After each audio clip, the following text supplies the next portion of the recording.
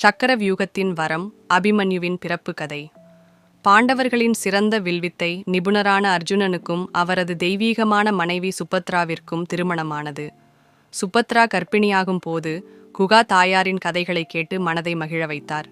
கர்ப்பத்தில் இருந்த குழந்தை மயிராயிரம் திறன்களை கற்றுக்கொண்டது. குறிப்பாக சக்கர வியூகத்தை உடைக்க கற்றது. ஆனால் சக்கர வியூகத்திலிருந்து வெளியேறுவதற்கான பாடத்தை அர்ஜுனன் முடிக்காமல் விட்டார். சுபத்ராவுக்கு கனவுகளில் அர்ஜுனனின் பராக்கிரமத்தை குழந்தை அனுபவித்தது. அர்ஜுனனின் மகன் பிறந்தான்.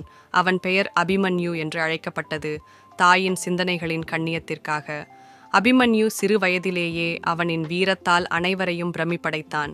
அபிமன்யுவின் பிறப்பு கதையை பெருமையுடன் தந்தை அர்ஜுனன் நினைவு கூர்ந்தார். முருகப்பெருமானை நம்பினால் சேனலை லைக் செய்யவும், உங்கள் எண்ணங்களை கமெண்ட் செய்யவும், வீடியோவை பகிரவும் மற்றும் சேனலுக்கு குழு சேரவும்.